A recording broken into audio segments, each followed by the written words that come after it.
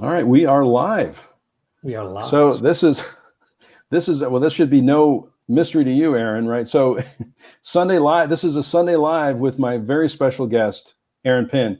Aaron, welcome back. This is your second time, and I really appreciate you coming on today. Yes, this has been. I was on for the premiere of the show, which I'm really enjoying, by the way. Oh, thanks. So if you've never checked it out before, guys, make sure you check it out. I tweeted it out, so hopefully we'll get some people on here. Well, I know Vanessa's here, and I said hello. I don't know if she's, yeah. Oh, great. Yeah, we had a little technical difficulty in the beginning, which happens sometimes, and so we worked that out, and we're good. You never know what happens, right? You can never tell.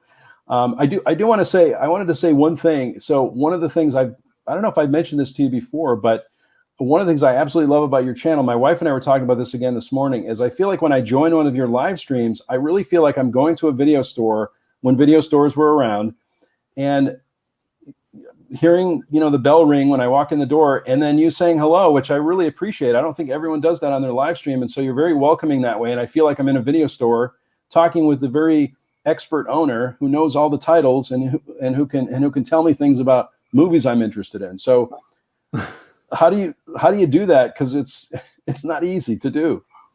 Honestly, I just roll with it. To be bluntly honest with you, people are so nice there most of the time. I had one person come in and say, "You talk too much to people." I'm like, it's a live video. That's kind of what you have to do. But overall, we get the same people that are here, like on a regular basis. We get new people coming in every once in a while, which is fantastic. And the channel's been growing, which is good. But honestly, I just love to talk, and I love that thing. I'm the guy that used to spend 2 or 3 hours at the video store. Yeah. Well, my better half is like, come on. Or sometimes he's like, okay, you can go to a Blockbuster now. I'm going to go shopping at the clothing store. Then we both knew we were going to be a long time. Yeah, and then it gives you something to do there too. But that's one of the things I really love about your channel too. There's a little bit of an echo still too. I don't know if you want to. I don't know if you're. I'm going to move back my mic. There you go. Any better? That's okay. This happens when you're live, right? This happens. That's the thing. As you know. Yeah. Sculder's here too. I think I've seen Sculder before. Yeah, he's a regular on the channel. Regular on your channel, yeah. Hey, Sculder. Hey, Vanessa.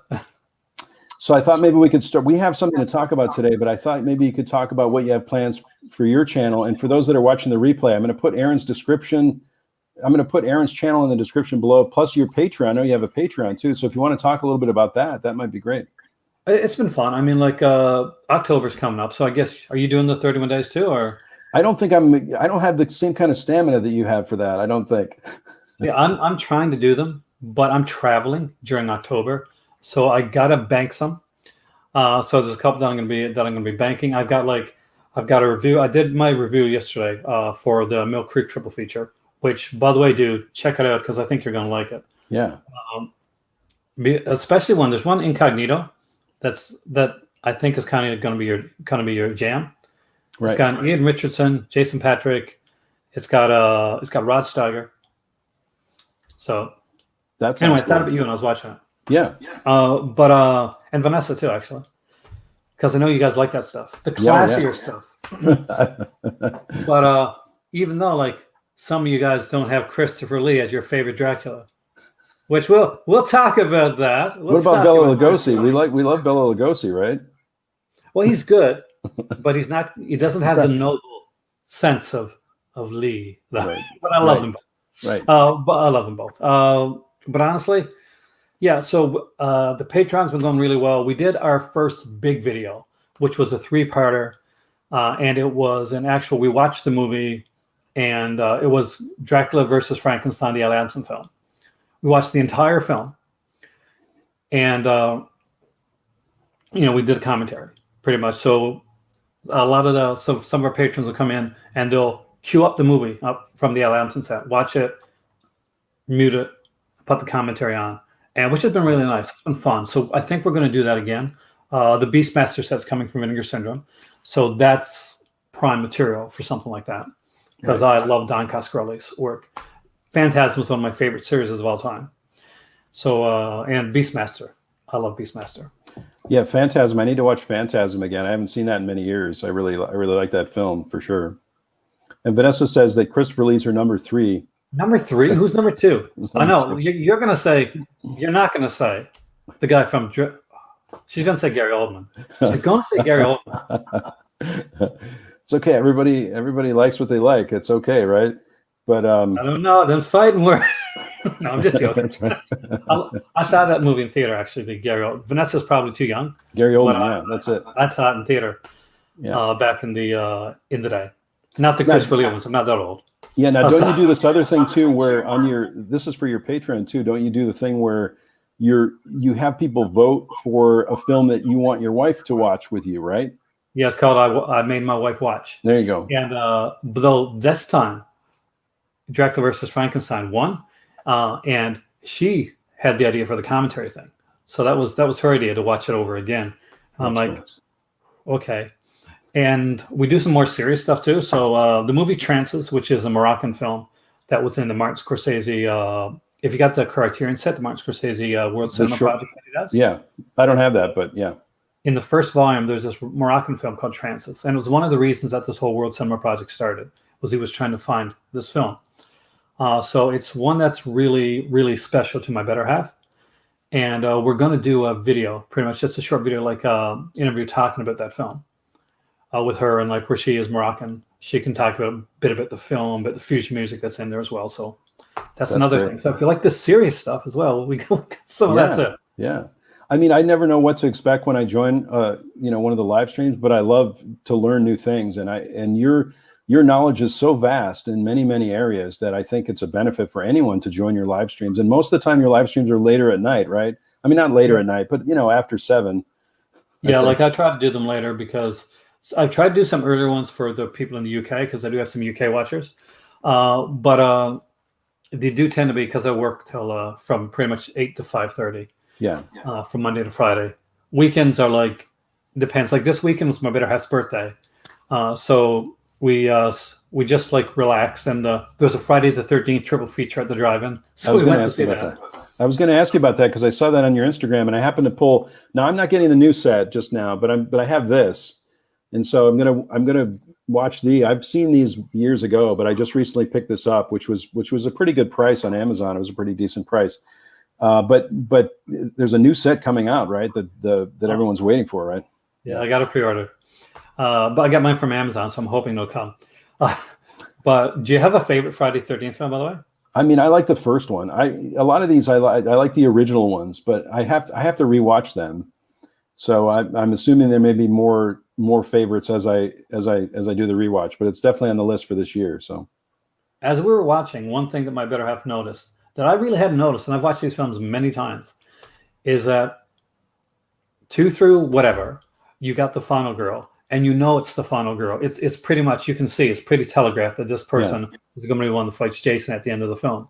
But the first film, it's not. In the first film, it is way more of an ensemble piece. Right. Any character could be the final character in the first one. There's not like so much focus put on Alice to the point where you're like, oh yeah, if you haven't watched it before, that you're going to say for sure, oh yes, this is the girl that's going to live at the end, because she's not like the regular final girls. There's attention placed on all the characters, right? Which I thought was a neat little kind of coming from the outside thing that I had never really thought about. But she's like, there's not really a final girl. Well, there's Alice. She said, yeah, but she's not being focused on the way they were focused on in the sequels. Yeah, I think it's really interesting too how when you rewatch these films, especially I notice as I get older, I'm seeing new things in these films. Many of which that I haven't seen for many years. As you start to revisit them, I did a video with Daisuke, and we were talking about Hitchcock, and I mentioned The Birds as an example because I think last time we were talking about Nature Gone Wrong. Horror films, and that's one of the ones that I saw when I was a kid, and I didn't really realize that yes, it's a horror film, but there's not much that happens in the first hour of it. It's a very dramatic film as well, right? With Jessica Tandy and the things that are happening with Rod Taylor and Tippi Hedren, and it's almost a romance. There's all these stories that are intertwined in there, and I didn't really notice that. And in fact, I was having a conversation with my brother. Well, my brother lives in Western Massachusetts, and so he watches a few of the videos, and he and I were kind of, talking about this in email, and he was saying that, when you're a kid, you're noticing like the horror parts of it, that the birds are, there's a lot of bloody parts to the movie as well, right? Like shocking things, in many cases. And so maybe I noticed that as well, and he seemed to notice that. And then on this rewatch of the movie, I was noticing all the other parts of the movie. I was noticing the romance part. I was noticing the, Jessica Tandy's character who says she's so alone, and which is very dramatic in the movie. So I was thinking it must be my age. I don't know, but The Birds is one that initially I wasn't too fond of when I saw it with the first watch. It grew on me, and I grew to like it. Like the Hitchcock films that really stuck out when I started watching initially was one of my favorite is still is always going to be, well, Strangers on a Train is one of my favorites. Oh yeah, I love Strangers on a Train. Patricia Highsmith, Talented Mr. Ripley, so she did that as well. But God, I mean, there's so many great ones. I mean, but I think what you were saying too, just about Friday the 13th, is that you're seeing new things in it when you've seen the movie so many different times, and it's just really interesting how we think, well, we've seen that movie already, but you're finding something new in it, right? Every time. I mean, like that's the thing. Any movie that you watch, that you when you rewatch it, like whether it's be like a few months later, a few weeks later, I always find that good film, bad film, you can always find something that you can get out of it. Something that especially if you like Torture, if you don't like it, but if you like the film, there's always something else to learn. There's always things in the background. There's always things that's going on. Hitchcock's brilliant for that. Yeah. The Friday 13th films are actually really, really good for that. And there are some of the cheesier franchise films you can watch and kind of rewatch, and you get different things out of them every time, especially considering like what you're looking for when you go in. Because the first time you watch a film, you're just going in to see it's blind most of the time. You're just going in to see the film, and you just take it in. So any time after that, you can learn a little bit along the way. Now, I'm sorry to interrupt, but how did you like your theater experience, the drive-in? Did you, seeing them all three together? It was brilliant. I got to say, I loved it. I loved the disco in part 3, the disco opening. So you got to love that, man. I actually had this like tape when I was a kid, and it was like disco themes of like famous like soundtracks. So I had disco jazz soundtrack, and Friday 13th was disco, which was already disco, but a disco jazz, which is, I wish I had it now because it was so cool. Yeah, there was a Jaws song on the radio, I think, that I always remember when I was a kid, when Jaws was really popular. There was a, and I can't remember the name of it. Mary is here, by the way, and Bridge also said that you're going to be watching The Birds and Psycho for the first time soon. So, I was going to ask you this too, because this has been a kind of a question between actually my brother and I, but also in many other conversations. How do you feel about, so when you talk about a film, especially on your channel, how do you feel about spoilers? Do you feel like if you're talking about a movie that's 40 years old, can you talk about it in detail, or do you feel like you have to have a disclaimer that says if you don't want to know about it, you'll have to turn the video off and go watch the movie and come back? I don't know. It depends on the film. If I'm doing a live video and we're talking a lot about the film, spoilers often kind of come out. But if somebody comes up in the chat and says, I haven't watched this movie yet, can not spoil it? I'll do my best to not spoil it. When I'm doing a review for a film, like I've recently started doing like reviews again, which I haven't done for a while. I try to go spoiler free for reviews. Yeah. So when I did the triple feature, I went spoiler free because I wanted people to go in and watch like Diabolique, the remake, because it's different from the original. I wanted them to see Incognito, and I wanted them to see The In Crowd, which I love, by the way. Yeah. Without like me like giving away the twists, because they're thrillers, they're twists, right? And those you don't want to give away. Yeah. I think even with an older film too, the way I feel about it is you're trying to preserve that first viewing experience too, right? So if someone hasn't seen it, so Bridge was saying, they haven't seen, The Birds or Psycho, we won't talk too much about Psycho or The Birds anymore too, just to preserve that first viewing experience, right? Like exactly. We had when we saw it the first time. It's a very special experience to have that. And David's here, by the way. Hey there, Dave. And it's always somebody's first film. It's always going to be somebody's first viewing. And I love that. And people say, well, what about, I got in to see this movie later on. Like, I'm not seeing it till. But no, that's fantastic. You're seeing some of the classics right now. And I would love to be able to go back and like re-experience some of the films that I experienced. Like one that we're going to talk about later is right behind me, Black Christmas. And that, as you know, and anybody that watches my channel knows, it's my favorite movie. Yep. It made me like look at cinema in a different light. Yep. And before we talk about Black Christmas, I had one other film that I just watched this morning, which I have seen before, but I wanted to talk about a little bit before we get to Black Christmas, which we want to talk about, and that's this one.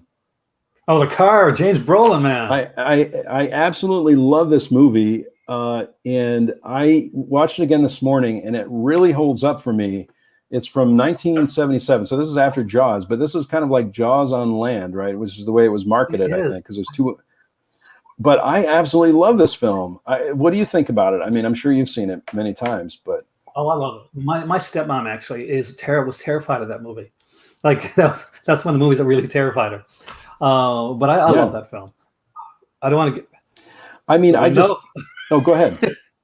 No, there's a scene. The big scene. Yeah.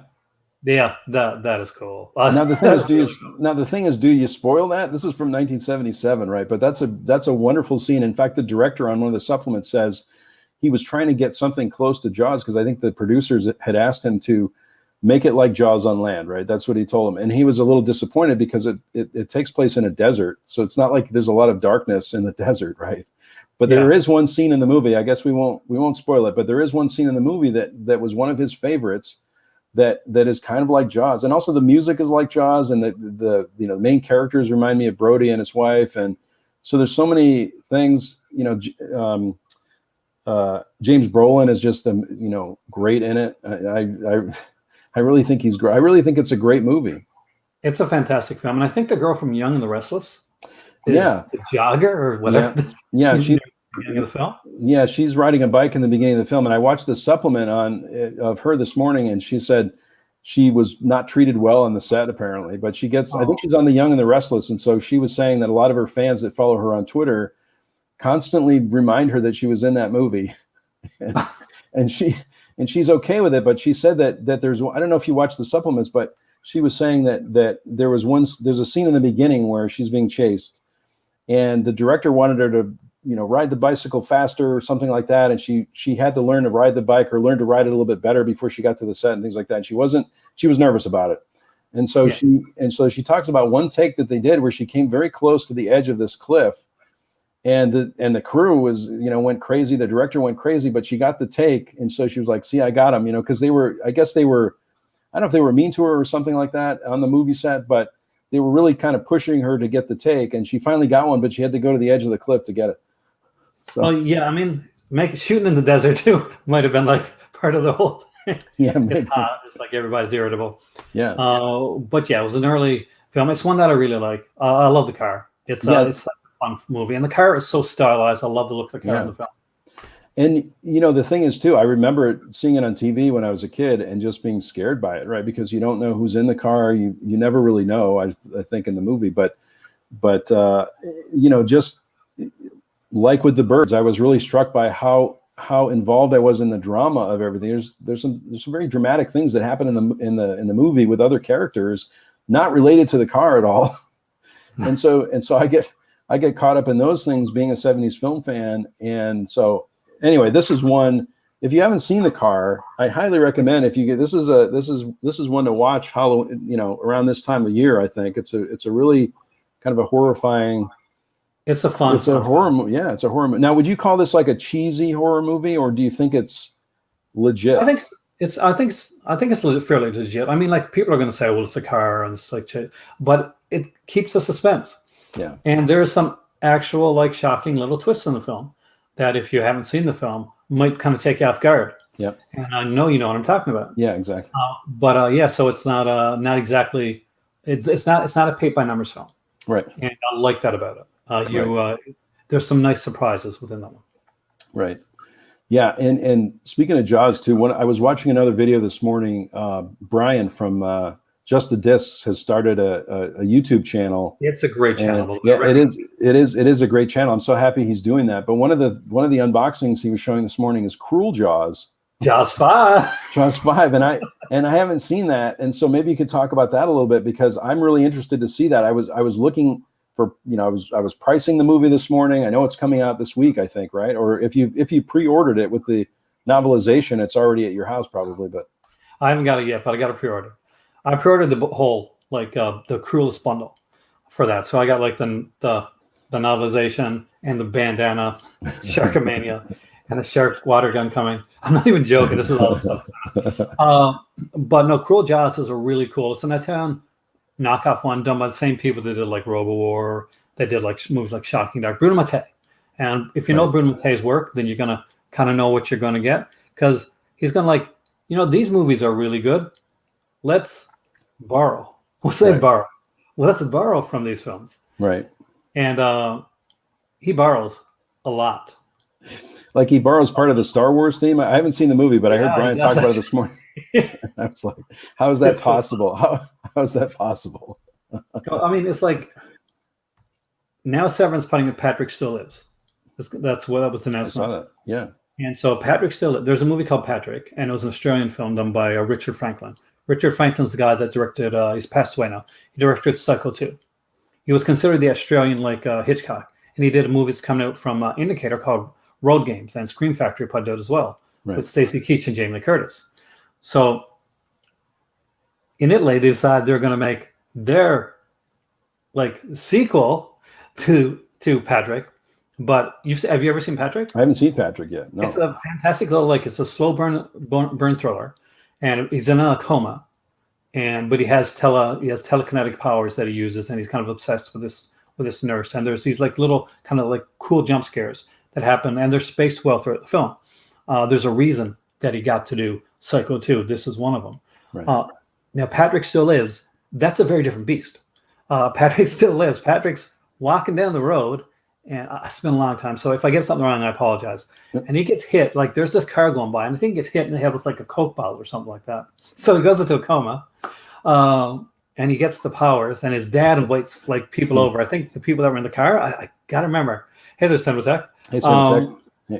But and so he uses his powers for violence and sexy things because it's an Italian one. So yeah, that's what you get with those big films. Yeah, well, I mean, I'm excited about Cruel Jaws. I think I'm moving into a different area of film watching because I was really obsessed with it this morning, looking for it, and of course I can't get the bundle. Did you see also they have a toilet tank sticker you can get with the? That's on one I got coming. I bought the big expensive bundle, man. Oh, the expensive one.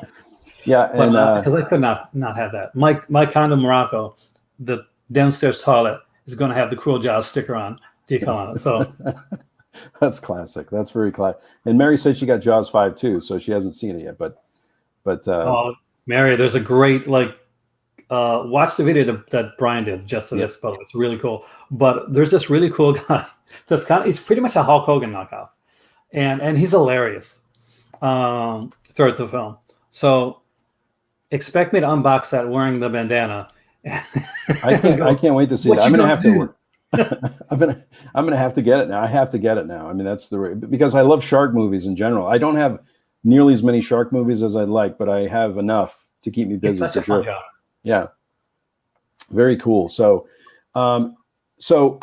I guess we should just get to it and say that you and I talked a little bit beforehand about this movie, which is your favorite movie, which I knew was your favorite movie before I watched it. But this is a first watch for me, which I did this week, and I'm just showing the front and the back of this release. This is the Scream Factory release of it, but you have another release in the back of you there too. Is that it? I knew you were going to show it, so I thought I'd show you what happened. Oh yeah, yeah. So this is the Canadian release, and it's called the Seasons Grievings edition. So here we go. There you go. Yep. Yeah. So this is the front. This is the back. Now hold on though, because on the inside, the artwork is different. Oh yeah. And not just that, what you also get, because Rue Morgue magazine is big here in Canada, kind of like the Fangoria Canada has a Rue Morgue magazine on the inside of it. Wow. So it's a really cool release. I need to get the Scream Factory release because there's a couple features that aren't on this one that are on the Scream Factory. Yeah, I like the artwork too on the inside that just shows the eyeball, which is another pretty classic scene in the movie, right, where you just see the killer's eyeball. And this, you're right. This has a ton of extra features, which I couldn't even get through all of them because a lot of the interview with Art Hindle is I think close to an hour long. Most of these are an hour long on here. Yeah. But let me tell you, this is a first watch for me. So speaking of watching something for the first time, I loved it. Absolutely loved it. 1974, really enjoyed it. I knew that I was going to because it was a recommendation from you. So I knew that it was going to be good. It's in the 70s. That's the time frame I like too. But I really, really enjoyed it. I mean, it happened 4 years before Halloween. And so I'll give you some initial impressions. And then I'm sure, like I said, you've seen the movie many, many times. I'd really be interested to hear what you think about it. But I thought some of the like the phone calls that happen, we should say too, there's phone calls that are happening. It's a sorority house, and the women in the sorority house are getting these phone calls, obscene phone calls. And it's very scary the way and I heard the director talk about this too, where they were mixing voices together. But one of the most chilling, phone calls that these women were getting, I thought that part of it in particular was pretty scary. And then you get this juxtaposition too with Christmas and Halloween together, but you kind of forget about Christmas after a while because you're into the story. Although I did notice the Christmas tree has kind of a cobweb on it. I don't know if you saw that, but it seems like one of the Christmas trees in the background has this kind of cobweb or spider web on it or something like that. So you get the sense that the two styles are being blended together. But I don't know. I loved it. I thought it was great. It's my favorite film. It's got a fantastic cast. For one, you get Keir Dullea in a really tortured role doing Keir Dullea what he does best. Right. Art Hindle is a big Canadian actor. He did a series here called E&G, which was ran for like several years.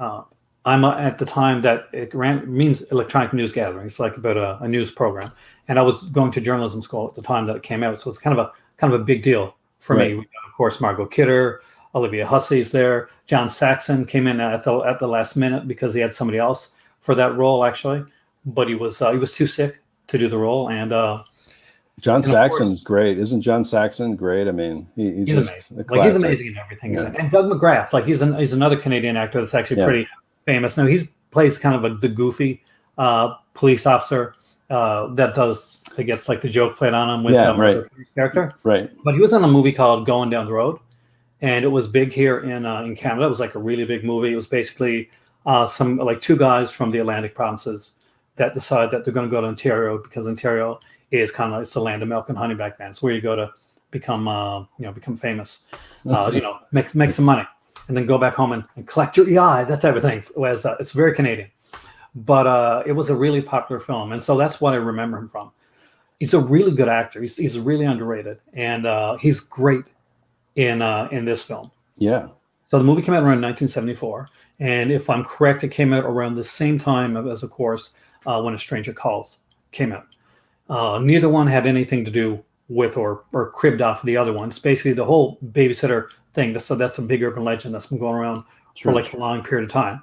Now, the voices that you hear on the phone, the one when it's really creepy, that's usually Nick Mancuso, who is another big Canadian actor. He did a series called Stingray back in the 80s that I'm old enough to remember. But he did when I first got on Facebook, there was this thing where basically this game, and you would pick like people, pick out of your friend group, like who would do this or who would do this. And Nick Mancuso had friended me, but I hadn't really spoken to him at that point. And they said, who would sing The Shower? And I was like, okay. So I picked, you get three names, friends' names. So I said, well, we'll go with Nick Mancuso. And so I get like a message like 2 minutes later. It's like, you obviously never heard me sing. And so we had this big conversation about Black Christmas. And he was a really, really nice guy, I gotta say. That's cool. I noticed that Brian joined us too. So Brian, thanks for joining us. I'm going to link your new YouTube channel too in the description, which is a great channel. So thanks for joining this conversation. And we love your YouTube channel, by the way. So we were just talking about, I don't know if you joined us, but we were talking about Cruel Jaws after I saw the unboxing this morning. We talked a little bit about that. So you sold him on it. Yeah. So, yeah, very good. Zero's here too. Is it Zero Trinity? Am I reading that right? Yep. He wants Nightmare on Elm Street to come out by Scream Factory. I think that's the next release. I think that's going to be their next big release. I'm pretty sure. Yeah.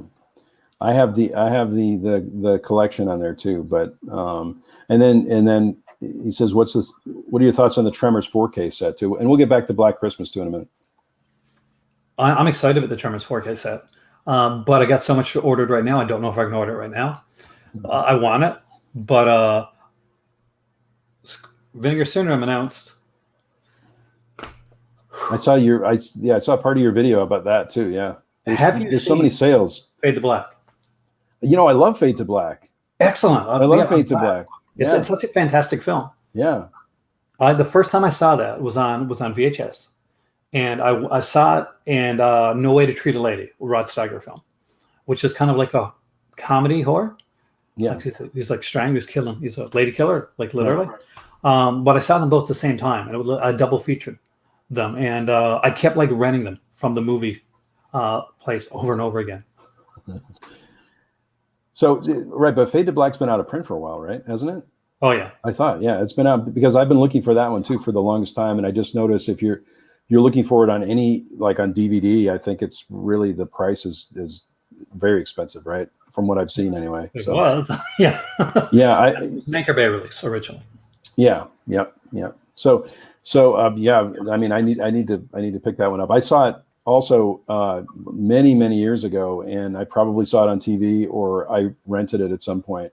But I love that film, and I've been looking for it for a long time. Some of these films you look for years, right? And you're hoping that it's going to get released on Blu-ray or just released at all, really. And so I'm hoping to see that one, soon.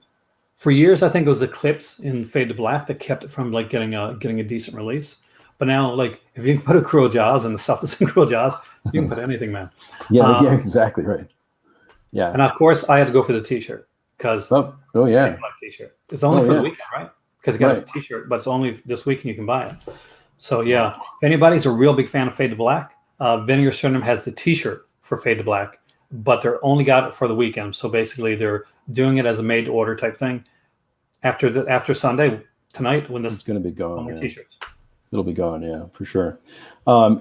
Getting back to Black Christmas too. So, the thing is, and I was watching this with my wife too, and we noticed that like at the beginning of the film, it almost seems like a video game, even before there's movies that have a lot of those video game elements in it with the some of the POV shots in the beginning too, where he's kind of climbing up there. You see what you assume is the killer climbing up a lattice work on the side of the house. It's very, those point of view shots can also be very scary, but there's also some, there's a few humorous moments in it too, especially the can't think of the actress's name, but the actress that plays the house mother, as an example. She's hiding alcohol in the toilet and different things, right? And she's a great character too. But I really found the film to be really great. I mean, Margot Kidder also, awesome in the movie. What else did you like about it? I mean, since you've seen it so many times. Well, what you just mentioned, the opening sequence of the film, where it does that kind of that pan up. That sequence right there is when I knew I wanted to study film. Yeah. Because I wanted to know more about that. I wanted to know how that was done.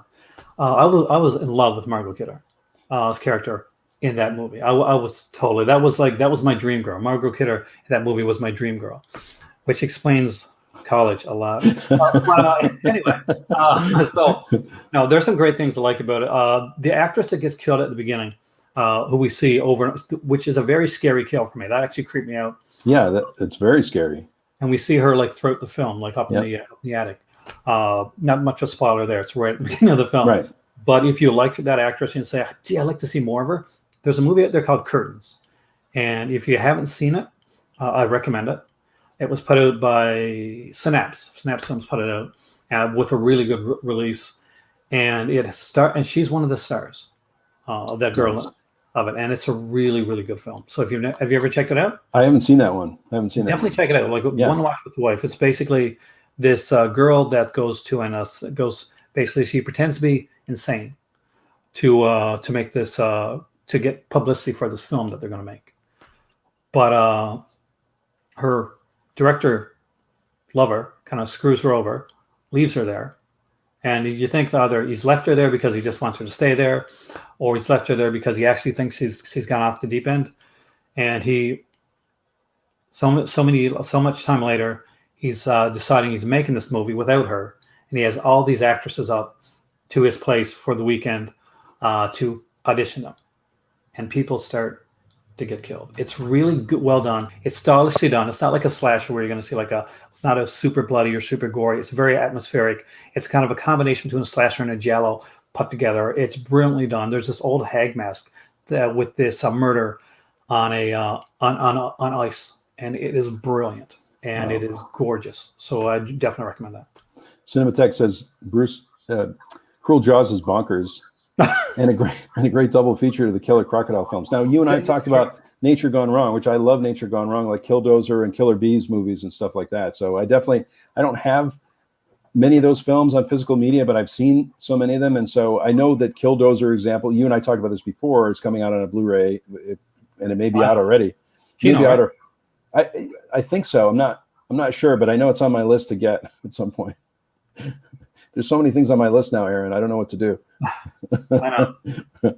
No, but the other thing I liked about Black Christmas too is that it's very independent, right? So in the 70s, a lot of independent films being made, so it feels very independent also. And I think the film was made for, I want to say less than $500,000, right? Yeah, like you have to understand, like around the time Black Christmas was made, here in Canada, we had what's called this this special kind of tax break that we gave for people that came over here to make films. So that's why you see why around in the early 80s, in the 70s, you'd see like a bunch of like films like that would normally be made like in the US or something like that, made over here. Right. Sometimes they'll throw like American flag in the background, but it's Canadian. It's done well like that. This one was done by Bob Clark, who has a tremendously like wide range of films that he's done. He's the guy that made Porky's. He made, of course, the Christmas Story. Right. But for me, the other one, if you've seen this one and you like this one, Murder by Decree. It is a fantastic film with like Sherlock Holmes taking on Jack the Ripper, and it is so well done. It is amazing. I don't know if you saw that. I don't know if you saw that supplement too on the. I don't know if it's on your version, but I was watching yesterday. I was watching there was a screening of Black Christmas, and Bob came up to answer a few questions afterwards, and he was talking about this idea that it was 4 years before Halloween, and I guess John Carpenter consulted with him a little bit on another movie because they were thinking about making a sequel to it. And so I guess he had a script for it, but he's very cordial about the fact that he loves Halloween, 1978, and they didn't have any. I guess there was some controversy too that the idea for Black Christmas 2 was almost Halloween, right? Because he wanted to have the main character come back around Halloween. I don't know if you saw that, but so I thought that was interesting too. But I also thought that it was interesting that he kind of gave kudos to John Carpenter and said, that's completely his idea. It was a different script and everything. So maybe he's gotten questions like that in the past, but I thought that was interesting. Because that was meant to be like he had thought of it, doing a sequel. Obviously, he had consulted a bit on the 2016 remake, but sadly, he died. He passed away. He died, and tragically. But and of course, now we have the new remake, the 2019 one as well. Now, do you like the new remake? Because I think I remember you talking about the remake and you liked it, but I don't. I'm one of the few. There's not a lot of people that do. But I'll be honest with you, but I like the 2019 remake. I find it's more in tone with what Bob Clark had done. Right. One of the big things about Black Christmas that kind of gets forgotten along the way is the main character has an abortion. That's a big thing in the film because at the time Black Christmas was made, Roe versus Wade had just happened. Right. And that was on everybody's minds. So that was purposely put in. Bob Clark was pretty forward thinking when it came to that type of stuff. Right. So when it comes to the 2019 Black Christmas, it's funny and silly and stuff like that. Sure. But they do go with more of like the crux of like the issue based. Yep. And for some people, they thought it was too much. But honestly, if you've seen the original Black Christmas, that's kind of the thing was going for. Now the 2016 one is fun as a watch, but it's not a well done movie. Yeah. Glenn Morgan had just made like Willard, like you read on that. You did read the whole Ben thing, right. And it was a bad experience. He put his heart into it. He put his soul into it, and it didn't do well. The 2006. Thank you so much. 2006. Yeah. Mm-hmm. Yeah, because I got it wrong.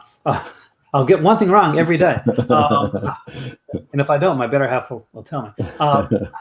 But that one, basically, when he went in to do it, he was pretty downtrodden. So when the studio started suggesting things, which normally I think Morgan would have pushed back against, he didn't. And because of that, we get a bit of a mess. Yeah. with the film. What's the great actors too? It's a shame. And Andrea Martin comes back as the house mother. Andrea Martin, isn't that great? From of course we know her from SCTV, right, and many other roles too. But I think you bring up a good point also in that I was also focused on the drama of the movie and Keir Dullea, right? Is that the actual name? Where he's playing the piano and you really think he's the killer, and you have that. I hope I didn't spoil that, but you think a lot of people it could be the killer potentially too. But there's a scene where he destroys a piano, and it's very dramatic to see him do that. And of course we know him from 2001 also, right? I mean that was one of the other roles that he had, quite famously too. But so like you were saying, you really sort of get caught up in the drama of what's happening in the sorority, what's happening in the relationships and things like that, so that the fact that there's a stalker around, you have to kind of be brought back into that particular story too. So Cinematheque was talking too about the fact that the Criterion Channel has this awesome lineup next. I don't know if you've seen that lineup. I tweeted it out because they're going to do 70s horror. They've got a whole long list of 70s horror movies on the Criterion Channel. So they're too expensive for me right now, unfortunately. It's $14 American. Oh, is it really? Wow. Yeah, it's. I mean, they have anytime they do a special on that, it's a great channel. They really switch up the content on that channel. It's really good. Death Dream, 1974. I love it. Actually.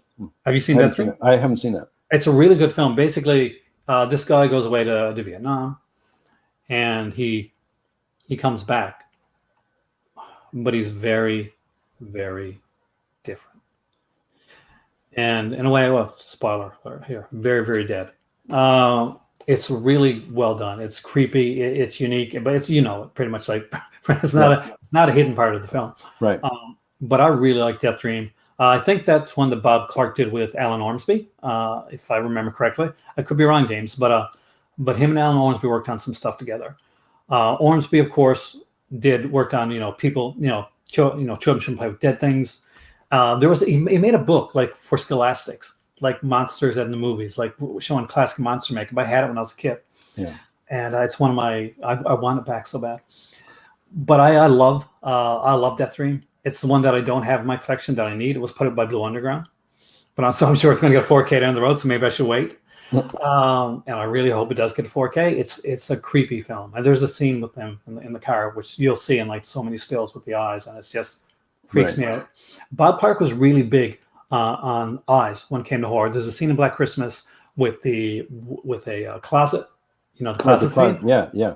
So there's a scene with like creepy eyes in Death Dream and in Murder by Decree when we finally get a glimpse of Jack the Ripper. What we see first are his eyes. The eyes, and they look kind of freaky and bloodshot and creepy. So he knew what to do. And even in Porky's with Pee-wee looking in the people. Eyes, that's interesting to say. Yeah. Well, that's why that artwork is really iconic too. The artwork that you showed in the Canadian release there, on the inside too.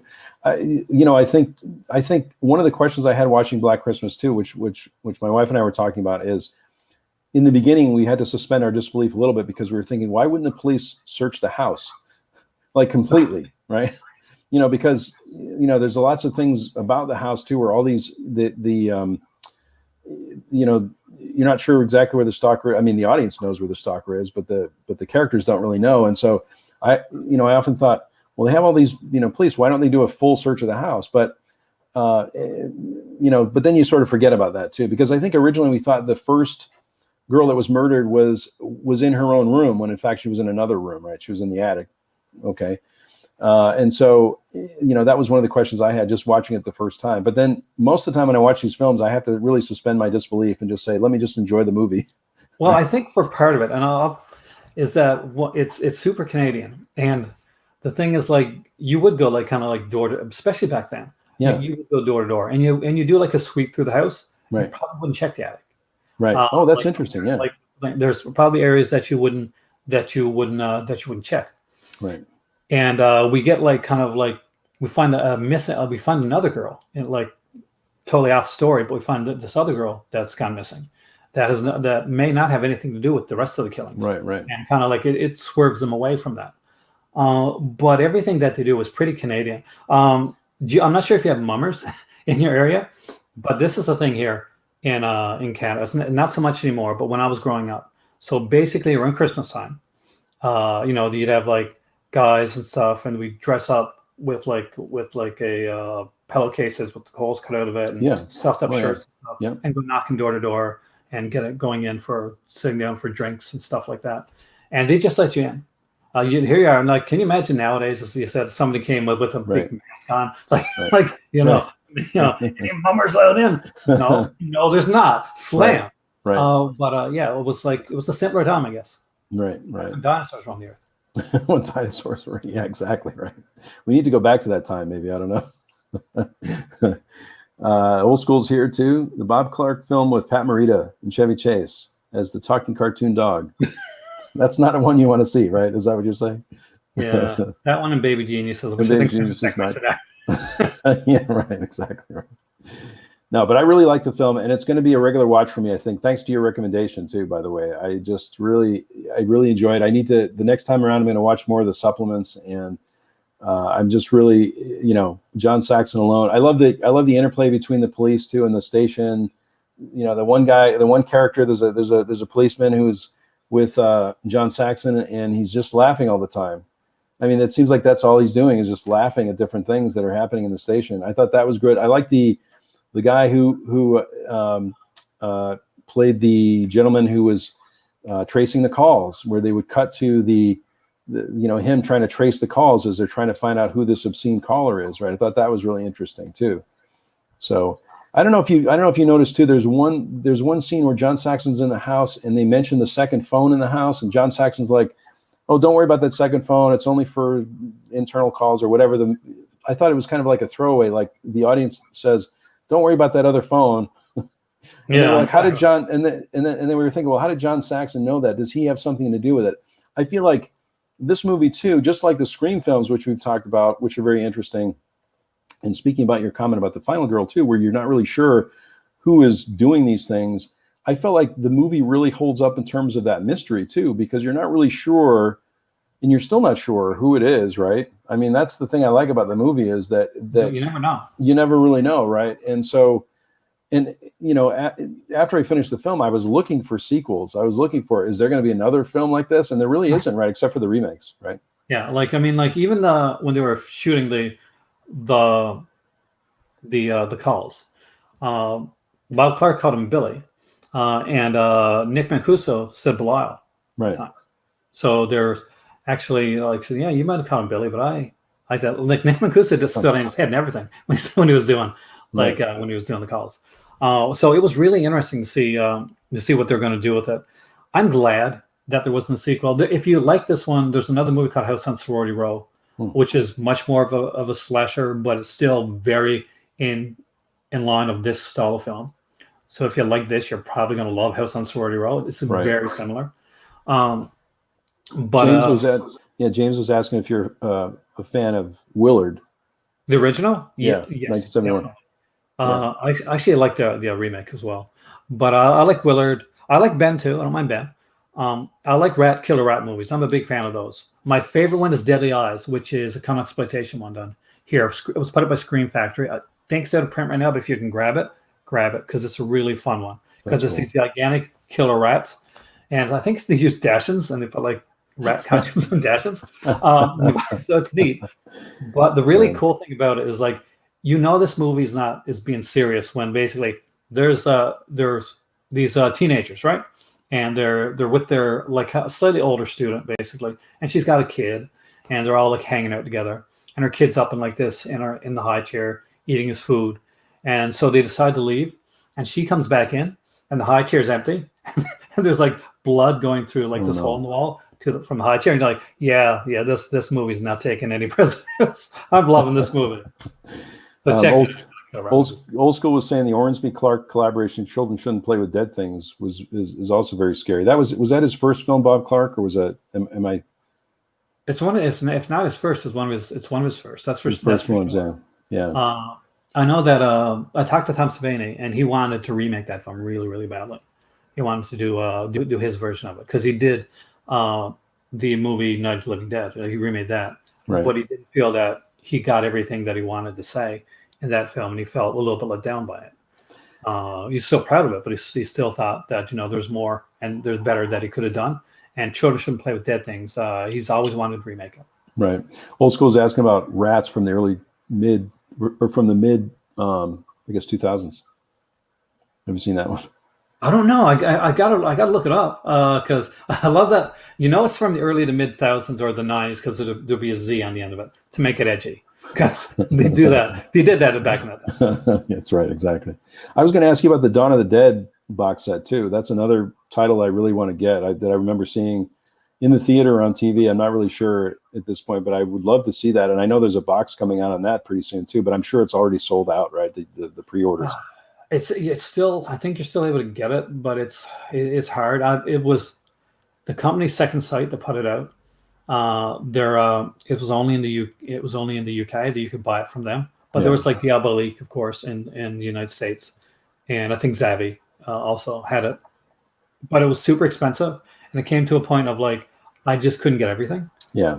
Like I want it, like especially I want, because it's got the music, like it's got the CD soundtracks with it, and I love music. That's one of my favorite things in films. Like when Severin, I'm putting out all these ones with CD soundtracks, and we've seen the Blue Underground do it as well. And Second Sight are putting out this with all the soundtracks for the films, all the musical cues, the Goblin soundtrack that on the original cut of the film. So a brilliant set. If you can get it, definitely pick it up. If I win the lotto, I'll get it, or hopefully I'll probably get it, but I'll probably pay through the nose down the road for it. Yeah, believe it or not, I was looking on the Severin site this morning, and because I'm interested in that movie, The Island of Dr. Moreau, the making of it. Have you seen? I don't know if you have that one, but there's a 3-disc, I think, special edition where there's a CD of a reading of Island of Dr. Moreau, right? Which I thought was really interesting, and that was one of the first movies I saw. The original Island of Dr. Moreau was one of the ones I saw when I was a kid too, not the remake, but even though I've seen the remake, but it's an interesting story, and I love documentaries like that where they talk about a film that had some problems or where there was an artist that was involved that was not involved at some point, and that's a very interesting story too. And it was cool that Severin has that. Have you seen the documentary yet? I've seen the documentary, yeah. So Richard Stanley is such an interesting character. I'm so glad he came back with doing stuff like Color Out of Space and stuff like that. Well, some of his drawings, right? Because didn't he have some of his drawings? He shows some of those things, or at least like some of the storyboards. I don't know if he did those, but I remember him talking about the fact that I guess he was kicked off the film. That's the short end of it. But he started appearing in like the crowd scenes. He was coming back to the filming of the thing, and I don't know so he could be in the movie. Yeah. So it's just a crazy story. But if you get a chance to see that, I mean, I know you've seen it, but I'm saying for anyone watching, that's a great story. Yeah, that's a great one. So. Dave is saying, saw children shouldn't play with dead things in the theater back in the day. Triple bill count with Count Yorga, Vampire and Frogs. I think we talked about Frogs last time. I think. I love that movie, Raymond Land. I love Count Yorga too. Actually, it's really fun. Yeah. The sequel to Count Yorga is better than the first one, in my opinion. Yeah. But the first one is good too. It's really good. Unfortunately, Count Yorga did the thing of like making Hammers think, you know what? Maybe we should make our Dracula like into more modern times. Right. Yeah. No, they shouldn't. I was going to ask you too, because you kind of touched on it a little bit, but how do you decide what you're going to spend money on? Because that's my challenge right now too. There's so many things I want to get, and I'm looking for sales, but I'm looking for titles maybe that I want to upgrade, or like I was looking at, I have a copy of 2010 that I would like to upgrade to Blu-ray, and it's like $5 on Amazon. So I'm going to upgrade those titles when I can, even if there's not a special edition of it. But how do you decide, like the Friday the 13th, that the box set I was looking at, it's like $130, right? So how do you decide what to spend on? For me, like a lot of it comes like through love. I'm probably the biggest Friday 13th fan teacher right there. I'm probably one of the biggest Friday 13th fans you're ever going to see. I wrote about Friday 13th for like a school newspaper when I was a kid. But I've always loved the films. So it was like a given. Like my better half's like, but don't you kind of have them? I said, this is going to be the ultimate Friday the 13th, much in the way that Halloween, you sit in the background there. Right. Was the ultimate Halloween set. And people that missed out on the Halloween set regretted missing out on the Halloween sale. So, and as you were on there when like Jamie Blanks came on to on the channel one night, and he talked about he knows Peter Brack, the guy that does Crystal Lake Memory, so he had seen the scenes. Oh, right. That were missing from part 2. So I'm actually very excited. But that part 2 is one of my favorite Friday 13th films. Right. There was just too much that was put on the set that I couldn't say no. Like when I'm looking for stuff that I'm going to get, sometimes I'll be honest, I'll look at, okay, I'm going to show this on the channel. I want to talk about it. It's something that's going to gain interest. But most of the time, it really comes out of my love of like certain films. And Fade to Black, for instance, that's gotta have it. Yeah, it's a gotta have it, right? Yeah. And they said, well, we're doing Beastmaster with it. I didn't care what else was on there. There's a Giallo set, which is really good, actually. It's probably a better Giallo set than the first one they put out. Right. Because this one is going to be more Giallo oriented. Right, as opposed to the first ones that are like this. They're fun films, but they didn't always kind of hit the Giallo note that a lot of people kind of think when it comes to Giallo. Right. The second one, like second set, all 3 of them are films that you definitely know are Giallo films. Hey there, Dustin. And Dave was asking about the rumor about Count Yorga. That's not a rumor. That's true, actually. About it being an adult film originally. Yeah, it was originally going to be like an adult film, but obviously they didn't go in that direction. There are a few films back then, like films that were adult films became classics, or films that were like good films that had like sort of like adult material kind of like put in, like inserted afterwards. A lot of the time, basically, if somebody was making films back in the old school days and they were making what you would consider like adult cinema, they would have to do 2 cuts of a film. Right. They would do a cut that would be something you could show at a regular theater or even possibly on television.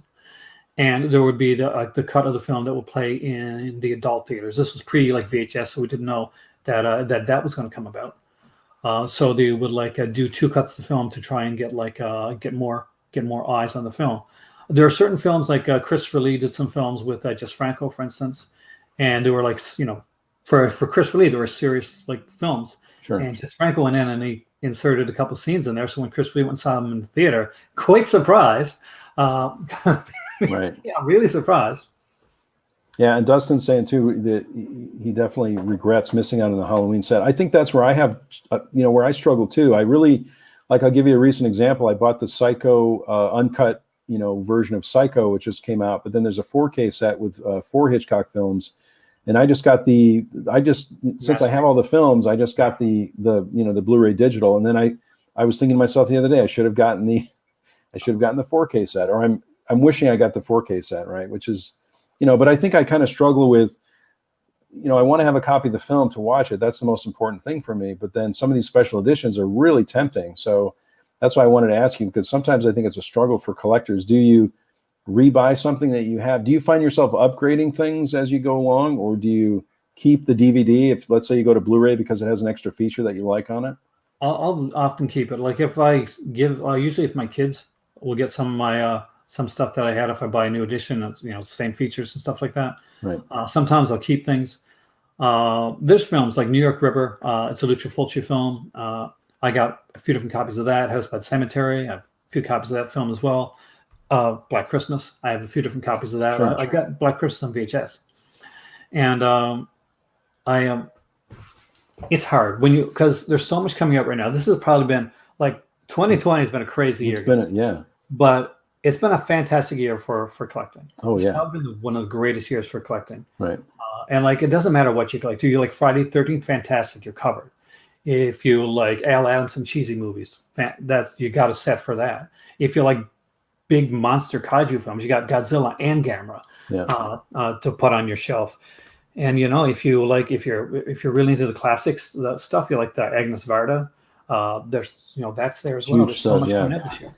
Yeah, and I have to watch myself too, because I want to get all those sets. I'm really interested in the Fellini set coming out from Criterion too. One last film I'll mention, because I know we're running out of time here a little bit. I mean, we're not really. I mean, it could be unlimited time, but we usually go for about an hour. But this is a movie that I'm planning to watch next. Oh yes. and I probably saw it a long time ago, but this is one that I'm interested in seeing. So maybe you could give us your thoughts on this. I know, speaking of Criterion, I'm interested in Cronenberg. I love Cronenberg in general, and I know there's a version of Crash coming out, which I was looking for a long time, that Criterion is releasing, I think, before the end of the year, which is one of my favorite movies from his. It is good. I'll talk about both of those actually. Itachi, thank you. I'm glad you like the channel. I hope I got your name right. So Shivers is my favorite Cronenberg film. Oh, nice. Okay, good to know. Like hands down, it's my favorite Cronenberg film. I know everybody likes The Fly. I love The Fly. Great film.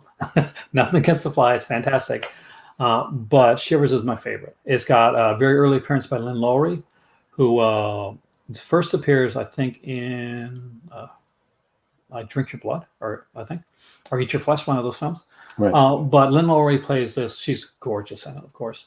But Shivers is just this it's shot in Montreal, and it's done in this high-rise, basically. It's supposed to be like the most modern high-rise type of thing. And it is creepy, and it is claustrophobic, and it is amazing. I have the Arrow steelbook of that, and I do want to get that Vestron edition because I've heard there's some extra features on there that I want to check out. And it's actually fairly inexpensive. That's also a good thing as well. Now, Crash, I talked about Crash on my channel. Crash is coming out by Criterion yep. And Arrow. Yep. So Arrow is putting out Crash on a 4K release with a big box set edition of it and like all kinds of features and stuff. Criterion are putting it out on Blu-ray, and they're porting over the features from previously. Right. I want that commentary. That David Cronenberg commentary. That's what I want that for. Is that on the Arrow release or is that on the Criterion release? It's on the Criterion release. On the Criterion release, yeah. The Arrow release has a new commentary. Right. But not with Cronenberg, with a film historian. Right. But if I get the Criterion channel, I can listen to the commentary more than likely. Right. On there. Yeah. But I'll probably go with the Arrow release for me. Like right now, I love Criterion. I do think that they got to pick it up. I'd agree. I agree. Start putting more commentaries back on your releases. Me and Daisuke actually talked about that. Yeah. And start looking at doing the features the way that you used to do them. You did some amazing stuff, Criterion. Get some young blood in there. Yeah. Or maybe not some, just some innovative. They should move to 4K, right? That's been the thing, right? God, yes. Everyone else is. Yeah. Smaller companies. Kino Lorber has done 4K. You got Vinegar Syndrome and Arrow. They've all done 4K. Yeah, they need to step it up in that area for sure. And there's been a few videos on that also. I'm hoping for that too. I love Criterion, but I'm starting to look at some of these other Arrow releases. Indicator, Masters of Cinema. Actually, Masters of Cinema is another place that I'd really like to start collecting. I don't know if you have those releases. They are great. Their booklets are they're thick. They have these thick, nice reads too, and they have some great features. I got a little collection of Masters of Cinema, and they're so colorful. The splines are. They look great. Yeah, we should be in the UK, Aaron, because I love the UK too, and they have some great Indicator and just Eureka, just amazing, right? Well, that's it. That was it. Me, you, Vanessa. That's it. Yeah, exactly. We have to go. All this craziness is over. I don't know if Vanessa's still on, but we still have to. Yeah, we have to plan that right for whenever we can travel again. Oh my God, I love there. I love London. I went to the UK many years ago, and I did one of those. It's like a double-decker bus tour that they take you around at different places. That's a lot of fun, yeah, for sure. So a lot of I don't know if we're missing questions here, but Dustin. Oh no, Dustin said that he bought Shivers and Old School also. Difference between the cuts there too. Dave is talking about the Soska sisters redoing Rabid. Do you know about that? Yeah, Rabid is another one of my favorite Cronenberg films. I haven't seen the Soska sisters version of Rabid yet. I know CM Punk. I'm a wrestling fan too, so CM Punk from wrestling, he's in Rabid, and I think AJ Lee is my big wrestling crush. I think she's in it too. I might be wrong, but I think she is. I'm really interested in seeing that the remake of Rabid. The original had Marilyn Chambers. Speaking of someone that was famous for doing adult cinema, that moved over to mainstream. And there's that classic scene at the end where you see Marilyn Chambers at the beginning of the film actually kind of frozen in the. It's really well done. Right. Wow.